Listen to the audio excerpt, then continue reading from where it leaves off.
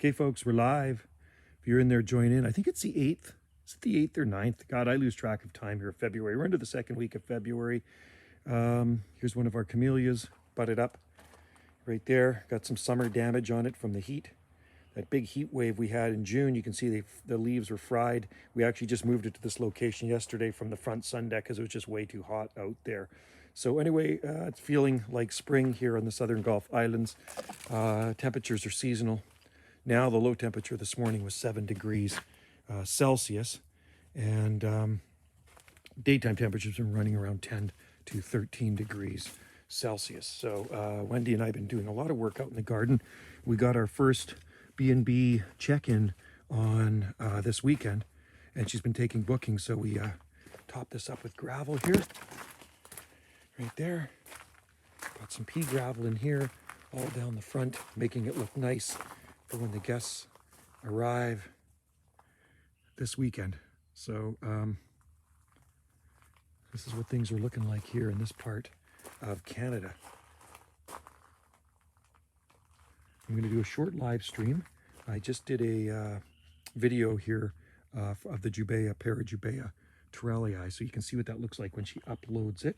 I got the aloe vera covered right there, and the top of it did freeze, but the stems are still hardy, so hopefully it will regenerate new growth. And down here, so we moved the tomato box yesterday, ripped it apart, and actually that's where the camellias were, and ripped it all apart, took all the soil out, and we're just kind of rearranging the sun deck now. This is where the B&B guests hang out. This is a lime tree. We do have some limes on it. There's a lime right there. Yeah, a little lime right there, and then there's some more hiding in there too. And there's pomelo. And we do have, in the basement under the grow light, I do have a Meyer lemon tree. So anyway, things are looking good and green. I chopped this back a bit. You know, this one got really hammered last summer. Poor Fatsia tree. It did get beat up really badly in the heat.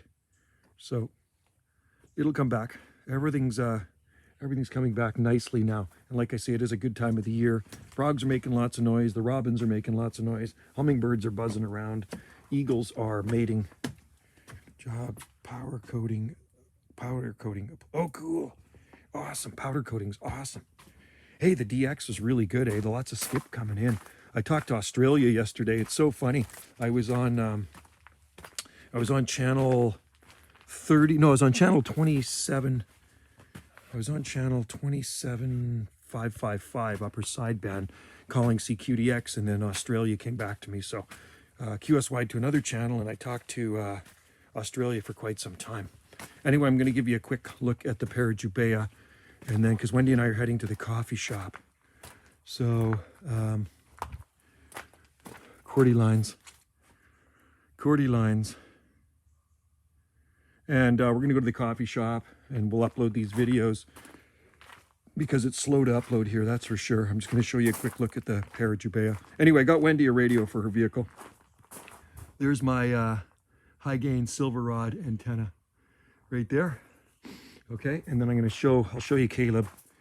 I'm trading Alex high 10. Oh, cool. Oh yeah, Sable Minor, nice. I just shipping some off today, some Sable Minor and Sable Brazoria. Some customer bought some, and I'm shipping off a bunch of hybrids as well. So there's my antennas. That's an IMAX right there, and on the right, on the left is a Antron 99. So they're big 21-foot tall sticks, basically. Something like that. Period. So I have to go to school. You slept through the excellent guy. That's what I would have done. Sleep through the first period. That's what you got to do. Those are blooming there. Here. Yeah, so if you can see the antennas, that's an Antron 99, and that is an IMAX 2000. So that's what I talked the world on right there. And also, here, get back up to that one. So those are fiberglass. And then this one up here is actually aluminum high gain antenna. That's the recent one I put up about a month ago. That's a good one. I bought that one in England. It's a pretty nice little antenna, 5/8 wave. It gets out pretty good. I work a lot of DX on that one too, but eventually that one will come down and I'll put a beam antenna up when I get another beam. So Anyway, this is the way things are looking in our garden right now. I'm not going to be too long. We can always live stream from the coffee shop too. Wendy and I got to go out and get a bunch of stuff done.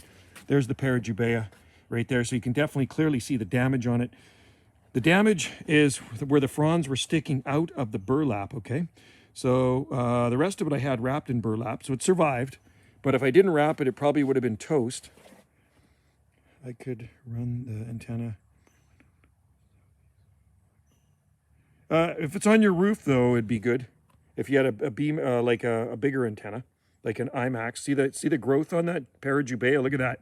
There's the growth. There's the center of it. It is actually growing. So I did actually take the burlap off yesterday. I still got some cocoa fiber in where the spears come out of the center of the trunk, and I do have it covered to keep it dry.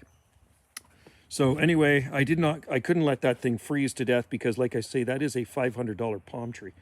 We don't want, and that was a gift from a friend. So anyway, it made it with some damage on it. I can clip the damage off in the spring. They seem to grow relatively fast here, which is a good thing. So they're a fast grower, and it'll grow out nicely. It'll put out quite a few fronds by the end of summertime, and it should look good again. But mild winter, probably don't have to ever protect it. And well, I know Jeff doesn't in Victoria, but this was a bad winter. Like I say, and that Stevenson screen, it was cold, man. It was -8 degrees Celsius down there. You can see our garden down there. There's a vegetable garden down there. I'm getting prepped. That's actually a white crushed shell walkway. I wonder if you can see the Swampsonii palms. Hey, check this out. Check out the zoom on this thing. Can you see the palms down there? You can actually see some of them, I think, down along the creek. Look at that. Look at that. You can see them in the bush there in the forest. Oh, check it out.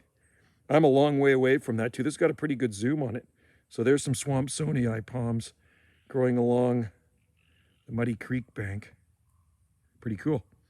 Okay, so we'll get that out of there. And anyway, everything else did really well. I'm quite surprised how well everything did this winter. So, and that was expected. Like I say, if that didn't have burlap on it, that mountain coconut would be dead. I'm sure it'd be dead in those temperatures. And then there's the Butia, keeping it dry. Don't want to take any chance of loss on that baby either. Wendy bought that about 5 years ago from Home Depot. And when you keep them dry, they seem to be they can tolerate a lot more cold weather. There's no damage on it at all. I just put an umbrella over top of it, and I did wrap the trunk with some burlap. And I could take it off now, but I'm just being lazy. I got too many other things to do, so I'll just leave it on for a bit. And we like that palm there. It's right beside our sun deck.